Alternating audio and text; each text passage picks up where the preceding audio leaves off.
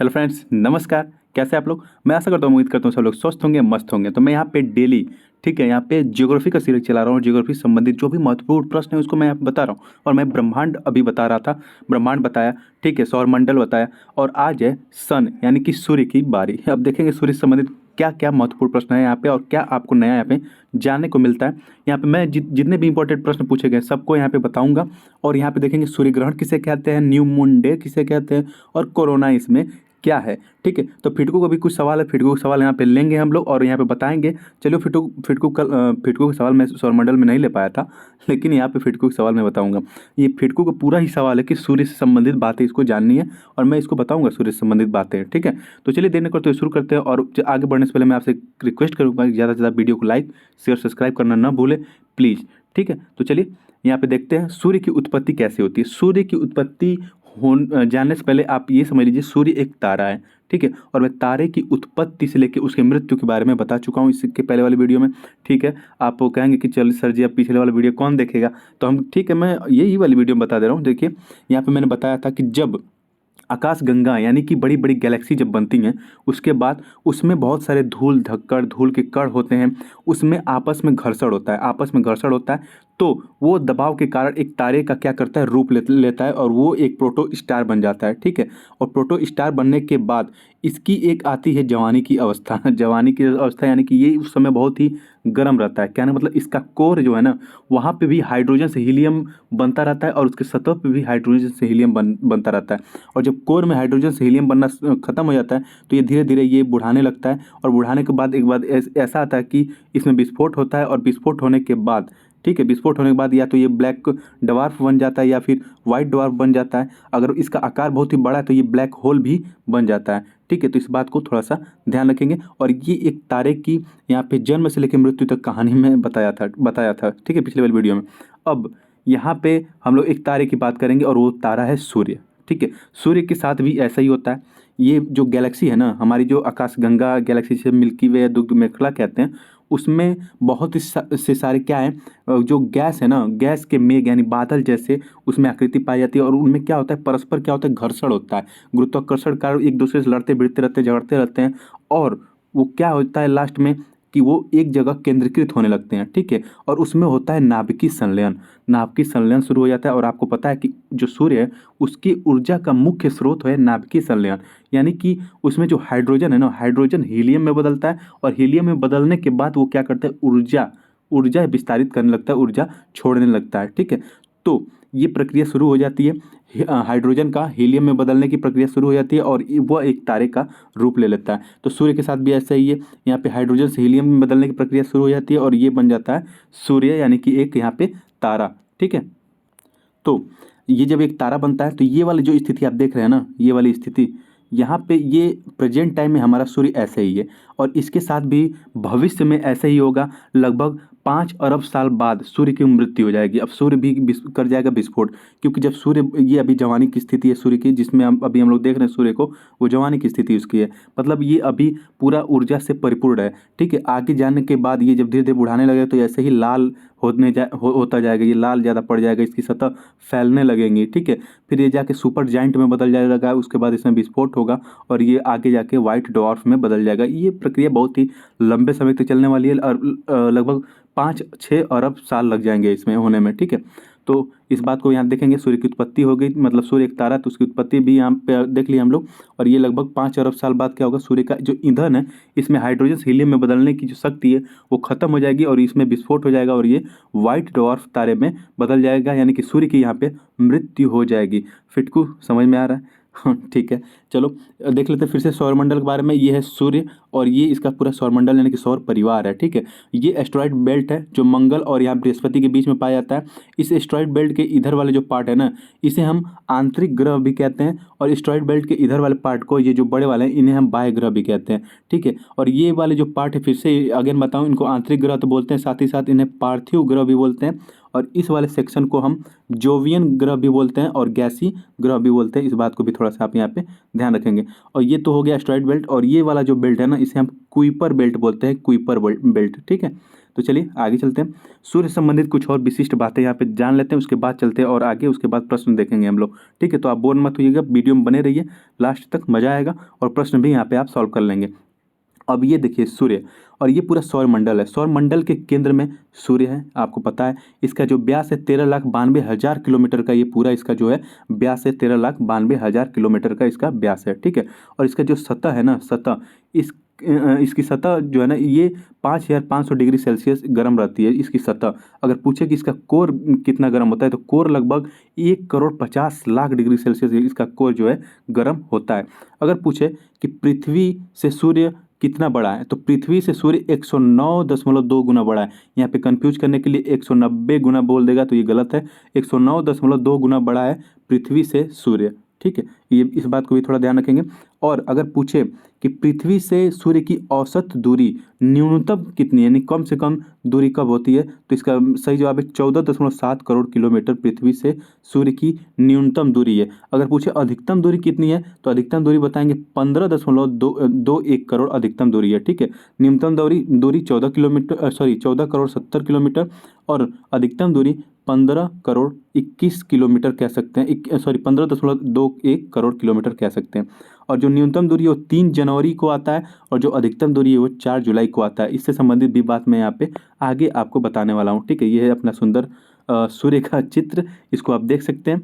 आगे चलिए कुछ और सूर्य से संबंधित बात देख लीजिए। इसके कुछ जैसे कि किसको क्या कहते हैं सतह को, तो इसका जो ये प्रकाश मंडल है जिसको हम ऊपर से देखते हैं, जिसे हम फोटोस्फीयर कहते हैं, यहाँ से जिसको आप देखते हैं उसे हम फोटोस्फीयर कहते हैं। ठीक है, जो यहाँ से सूर्य दिखाई देता है उसे हम प्रकाश मंडल कहते हैं। उसके बाद ये जो ब्लैक स्पॉट उस पर दिखाई देते हैं सूर्य पे, उसे हम सौर कलंक या सन स्पॉट कहते हैं। और इसमें कुछ सोलर फ्लेम भी चलती हैं जिसे हम सौर ज्वाला कहते हैं।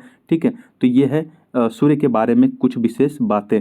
ये इसका कोर है जहाँ पे हाइड्रोजन से हीलियम में परिवर्तन दिखाई देता है। उसके बाद साथ ही साथ सतह पे भी हाइड्रोजन से हीलियम में परिवर्तन आपको दिखाई देगा। और ये वाली जो इसका सतह का जो बाएं वाला हिस्सा होता है जिसे हम कोरोना कहते हैं। ठीक है, कोरोना कहते हैं। अब आगे चले तो यहाँ पे देखेंगे कुछ और मैं यहाँ पे बात बताऊँगा। देखिए ये जो सूर्य है ना, इससे जो ये सौर किरणें निकलती हैं, मतलब कभी ये तो आराम से कभी कभी निकलती है। अब जब ज़्यादा तेज ज्वाला की तरह अगर ये निकलने लगती है तो उसे हम सौर ज्वाला कहते हैं। ठीक है, सौर ज्वाला यानी कि सोलर फ्लेयर कहते हैं इसको इंग्लिश में। ओके, इस बात को ध्यान रखेंगे। और यही जब जो सोलर फ्लेयर यानी कि सौर ज्वाला है तेजी से निकल के, ठीक है, सूर्य से तेजी से निकल के ये इसके गुरुत्वाकर्षण के बंधन को तोड़ के तेजी से निकल के आगे बढ़ते हुए पृथ्वी के वायुमंडल में जब ये प्रवेश करती है ना, तो इसे नॉर्थ साइड पे कुछ ऐसा दृश्य होता है और साउथ साइड में भी कुछ ऐसा ही दृश्य होता है। नॉर्थ साइड में भी ऐसा होगा, साउथ साइड में भी ऐसा होगा। तो यही जब सोलर ज्वाला पृथ्वी के वायुमंडल में प्रवेश करती है तो नॉर्थ साइड में ऐसा कुछ दिखाई देता है और साउथ में भी ऐसा दिखाई देता है। तो नॉर्थ में जब ये ऐसा दिखाई देगा तो इसे हम बोलेंगे ऑरोरा बोरियालिस। ठीक है, ऑरोरा बोरियालिस। और जब साउथ में इसे दिखाई देगा तो इसे हम बोलेंगे ऑरोरा ऑस्ट्रेलिस। ऑरोरा ऑस्ट्रेलिस, इस बात को भी ध्यान रखेंगे, ये भी पूछा जाता है। तो ये जो सोलर फ्लेयर होता है ना, जो बहुत ही तेज़ी से गर्मी जो निकलती है सूर्य की वो किरण के रूप में, उसे ही सोलर फ्लेयर कहते हैं। और वही जब नॉर्थ में आता है तो उसे ऑरोरा बोरियालिस और साउथ में आता है ऑरोरा ऑस्ट्रेलिस यहाँ पे बोलते हैं। ठीक है, आगे चले तो अब प्रश्नों की यहाँ पे शुरुआत होगी। तो फिटकू दिल थाम के बैठो, देखो तुम्हारे यहाँ पे जो भी डाउट होंगे प्रश्न के माध्यम से देखेंगे और चित्र को दिखाते चलेंगे। सूर्य के केंद्र में उपस्थित पदार्थ होते हैं, ये प्रश्न पूछा गया था यूपीपीसीएस में, लेकिन इसका कोई सटीक जवाब नहीं था। तो इसमें ये है ना, सटीक जवाब क्यों नहीं, देखिए सूर्य के केंद्र में उपस्थित पदार्थ होता है, ये कह रहा है केंद्र की बात कर। अभी मैंने बताया कि केंद्र का जो तापमान होता है वो 1,50,00,000 डिग्री सेल्सियस से भी ज़्यादा होता है। ठीक है, तो अब इतने तापमान में कोई पदार्थ बचेगा क्या? कोई पदार्थ नहीं बचेगा। तो कहा जाता है कि सूर्य के केंद्र में या फिर सूर्य पे कह सकते हैं, वहाँ पे जो भी पदार्थ पाए जाते हैं गैसीय और प्लाज्मा अवस्था में पाए जाते हैं, गैस की अवस्था में और प्लाज्मा की अवस्था में वहाँ पे पाए जाते हैं। अब प्लाज्मा कहेंगे क्या होता है, तो आपको पता होगा कि जो पदार्थ है उसकी चौथी अवस्था जो होती है उसे हम प्लाज्मा कहते हैं। ठीक है, तो इसमें कोई भी ऑप्शन यहाँ पे सही नहीं था जो यूपीपीसीएस में पूछा गया था। तो इसका सही जवाब होना चाहिए कि ये गैसीय और प्लाज्मा अवस्था में पाया जाता है, जो कि इसमें कोई भी ऑप्शन आपको देखने को नहीं मिलेगा। ठीक है, आगे चले तो ये तो इसका डिस्क्रिप्शन है जो मैं आपको बताया हूँ। आगे चलिए सूर्य और पृथ्वी के बीच औसत दूरी आपसे पूछे कितनी है तो आप बताएंगे ऑप्शन डी, सूर्य और पृथ्वी के बीच की औसत दूरी जो है 149.6 मिलियन किलोमीटर आपको देखने को मिलेगा। इसको याद रख लीजिएगा, ये हमेशा पूछा जाता है। 149.6 मिलियन किलोमीटर देखने को मिलेगा पृथ्वी और यहाँ पे सूर्य के बीच औसत दूरी। ठीक है, अब यहाँ पे औसत दूरी आ गया तो यहाँ पे मैं पेरिहेलियन और अपहेलियन यानी कि उपसौर और अपसौर भी आपको यहाँ पे बता देता हूँ। देखिए, ये है सूर्य। ठीक है, जब पृथ्वी इसकी परिक्रमा करती है तो एक समय आता है कि पृथ्वी और सूर्य के बीच दूरी बहुत कम होती है। ठीक है, तो ये 3 जनवरी को ऐसी स्थिति बनती है, तो इसे हम बोलते हैं पेरिहेलियन यानी कि उपसौर बोलते हैं। ठीक है, फिर पृथ्वी घूमते घूमते इधर आ जाती है जो कि सूर्य से अधिकतम दूरी पे होती है, तो जिसे हम अपसौर कहते हैं, और ये स्थिति होती है जुलाई के महीने में, तो इसे हम अपहेलियन कहते हैं। ठीक है, ये 4 जुलाई को होता है तो इसे हम क्या कहते हैं, अपहेलियन कहते हैं। तो आपको समझ में आ गया होगा उपसौर और अपसौर। ठीक है, तो यही पे जो मैं अभी बताया था यहाँ पे सूर्य से अधिकतम और न्यूनतम दूरी, तो यही मैं बता रहा था। ठीक है, ये जैसे 4 जुलाई और 3 जुलाई जो मैं यहाँ पे दिखा रहा था आपको। ठीक है, तो चलिए आगे चलते हैं। अब आप कहेंगे कि सर एस्ट्रोनॉमिकल ये यूनिट क्या होता है, खगोल शास्त्री जो दूरी मापते हैं वो कैसे मापते हैं। ठीक है, तो इसे एयू से प्रदर्शित करते हैं, और इसका अगर पूछे कि एक एयू यानी कि एक एस्ट्रोनॉमिकल जो यूनिट होता है वो किसके बराबर होता है, तो सूर्य से लेकर पृथ्वी तक की जो दूरी है यानी कि 149 मिलियन जो किलोमीटर है, ये जो दूरी है ना वो एक एस्ट्रोनॉमिकल यूनिट के बराबर होता है। इस बात को भी थोड़ा सा ध्यान रखेंगे। ठीक है, मैं थोड़ा थोड़ा फंस रहा हूँ, उसके लिए मैं माफ़ी चाहता हूँ। अब देखिए, एक आता है पार्सेक नाम का इकाई। ठीक है, पार्सेक नाम की इकाई आती है, तो पार्सेक नाम की इकाई को ज़्यादातर जो खगोलज्ञ होते हैं वो लोग क्या करते हैं, तारों से तारों के मध्य दूरी को नापने के लिए क्या करते हैं, पार्सेक नामक इकाई का इस्तेमाल करते हैं। एक पार्सेक बराबर होता है 3.26 प्रकाश वर्ष। ठीक है, एक पार्सेक बराबर होता है 3.26 प्रकाश वर्ष। ठीक है, इस बात को भी थोड़ा सा ध्यान रखेंगे। और पार्सेक सबसे बड़ी इकाई मानी जाती है खगोलीय दूरी मापने के लिए, इस बात को भी ध्यान रखेंगे, सीधे प्रश्न पूछा जाता है। सूर्य ग्रहण कब होता है ये आपको बताना है, तो ऑप्शन डी, सूर्य ग्रहण न्यू मून डे के दिन होता है हमेशा, यानी कि जिसे हम प्रतिपदा कहते हैं, इसे न्यू मून डे भी कहते हैं और अमावस्या भी कह सकते हैं इसे, यानी कि जब सूर्य ग्रहण होगा तो अमावस्या का दिन होगा। क्यों, कैसे कि देखिए, सूर्य की जब किरणें सीधे पृथ्वी पर जब जाती है ना तो बीच में आ जाता है चंद्रमा, बीच में आ जाता है चंद्रमा, तो चंद्रमा से ये किरणें सतह पे यहाँ पे टकरा जाती हैं, जिससे कि सीधे ये पृथ्वी पे नहीं पहुँच पाती हैं। ठीक है, तो जिस हिस्से पे पृथ्वी पे नहीं पहुँच पाती है वहाँ पे सूर्य ग्रहण दिखाई देता है, वहाँ पे सूर्य ग्रहण दिखाई देता है। और इस स्थिति को न्यू मून डे कहते हैं, अमावस्या यहाँ पे कहते हैं, क्योंकि ये जो पार्ट है ना चंद्रमा का, यहाँ पे पूरा मतलब काला टाइप का दिखाई देगा। ये सूर्य जो है, सॉरी चंद्रमा कह रहे हैं, सूर्य यहाँ पे पूरा काला टाइप का दिखाई देगा, जिससे कि अंधेरा दिखाई देता है, और ये अमावस्या का दिन इसको बोला जाता है। तो ये न्यू मून डे का स्थिति होता है। और जब यहाँ पे चंद्रमा होगा, चंद्रमा यहाँ पे होगा, ठीक है, और चंद्रमा यहाँ पे होगा और यहाँ पृथ्वी और यहाँ सूर्य, तो यहाँ पे चंद्रमा पूरे तरीके से चमकता है, जिसे हम फुल मून डे कहते हैं। ये न्यू मून डे है और ये फुल मून डे यानी कि यहाँ पे पूर्णिमा की स्थिति होती है। इस बात को भी थोड़ा सा ध्यान रखेंगे। अगर आपसे पूछे सूर्य ग्रहण कब होता है, तो न्यू मून डे के दिन होता है, जिसे हम प्रतिपदा यानी कि अमावस्या भी बोलते हैं। इस बात को ध्यान रखेंगे। सूर्य का निम्नलिखित में से कौन सा भाग मनुष्य को दिखाई देता है, ये आपको बताना है। तो ये जो भाग मनुष्य को दिखाई देता है ना, इसे हम फोटोस्फेयर कहते हैं। क्या कहते हैं, प्रकाश मंडल, फोटोस्फेयर इसे कहते हैं। ठीक है, इस बात को ध्यान रखेंगे। आगे चलिए, ग्रहण के समय सूर्य का निम्नलिखित में से कौन सा भाग दिखाई देता है, तो ग्रहण के समय सूर्य का हमें कोरोना वाला हिस्सा दिखाई देता है, जो मैंने अभी स्क्रीन पे लिखा रखा था कि कोरोना क्या होता है, तो देख लीजिए। जब सूर्य और चंद्रमा, सॉरी ये सन है, ठीक है, ये सन है, और यहाँ पे आपको दिखाई देगा अर्थ, और इसके बीच में अगर मून आ जाता है तो ये मून ही है। ये जो तस्वीर दिख रहा है ये मून है, और इसके पीछे जो दिख रहा है ना ये सूर्य है, और सूर्य का जो ये वाला हिस्सा दिख रहा है साइड, ठीक है, इसे ही बोलते हैं कोरोना, इसे ही बोलते हैं कोरोना। इस बात को ध्यान रखेंगे। तो ग्रहण के समय सूर्य का निम्नलिखित में से कौन सा भाग दिखाई देता है, तो जो कोरोना वाला हिस्सा होता है सूर्य का वो दिखाई देता है। आगे चलें, सूर्य की रोशनी को पृथ्वी तक पहुंचने में कितना समय लगता है, ये भी बीपीएससी में पूछा जा चुका प्रश्न है, और अदर एग्जाम्स में भी अक्सर ये पूछा जाता है। तो सूर्य की रोशनी को पृथ्वी तक पहुंचने में टोटल 8 मिनट 20 सेकेंड लगता है। कहीं कहीं मिलेगा आपको 8 मिनट 18 सेकेंड, तो ये आसपास ही होते हैं, 8 मिनट 18 सेकेंड या फिर 8 मिनट 20 सेकेंड कह सकते हैं इसको। ठीक है, तो ये है सूर्य और ये है पृथ्वी। आगे चलें अगले प्रश्न पे। तो सूर्य की ऊर्जा उत्पन्न होती है, तो मैंने शुरू में ही बताया था लेक्चर में ही कि सूर्य की ऊर्जा जब उत्पन्न होती है तो वो नाभिकीय संलयन के द्वारा होती है। नाभिकीय संलयन है कि जब हाइड्रोजन के अणु आपस में मिलते हैं तो वो हीलियम बनाते हैं, और जब हीलियम बनाते हैं, ये देखिए, जब हाइड्रोजन के अणु, जैसे हम ड्यूटेरियम के ले लें, ड्यूटेरियम को ले लें, और ड्यूटेरियम मिलता है, ट्राइटियम मिलता है, ये दोनों मिलते हैं, तो दो जब हल्के नाभिक मिल के एक भारी नाभिक का निर्माण करते हैं तो उसे हम संलयन कहते हैं, नाभिकीय संलयन कहते हैं। और इस नाभिकीय संलयन के द्वारा क्या होता है, हीलियम तो बनता ही बनता है, साथ ही में साथ एनर्जी भी रिलीज होती है, तो सूर्य की ऊर्जा उत्पन्न होती है नाभिकीय संलयन द्वारा। इस बात को ध्यान रखेंगे।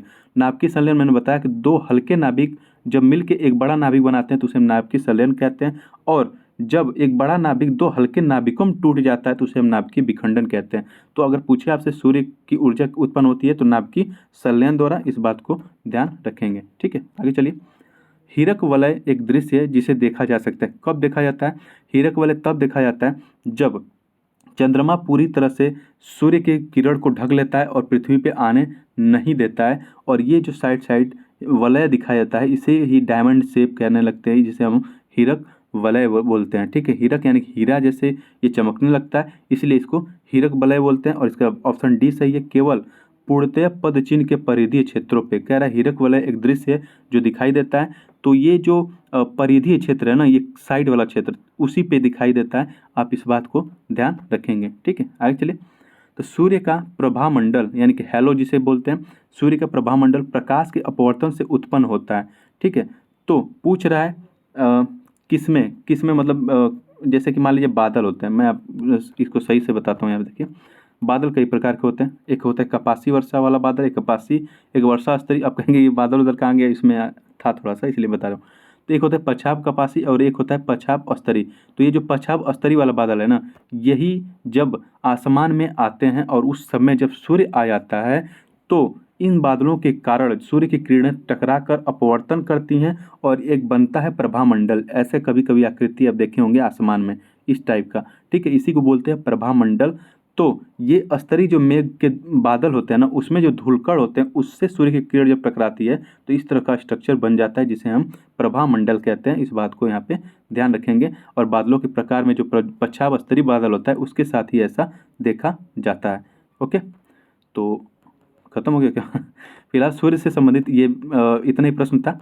और अगर आपको सही समझ में आया होगा, अगर कोई कन्फ्यूजन होगी तो आप वीडियो के कमेंट बॉक्स में लिख के जरूर बताएं। प्लीज़ ज़्यादा से ज़्यादा लाइक शेयर सब्सक्राइब करना ना भूलें। प्लीज़ मैं आपसे बार बार रिक्वेस्ट कर रहा हूँ कि ज़्यादा से ज़्यादा वीडियो को लाइक शेयर सब्सक्राइब करना ना भूलें। धन्यवाद, मिलते हैं अगले वीडियो में। थैंक यू, जय हिंद।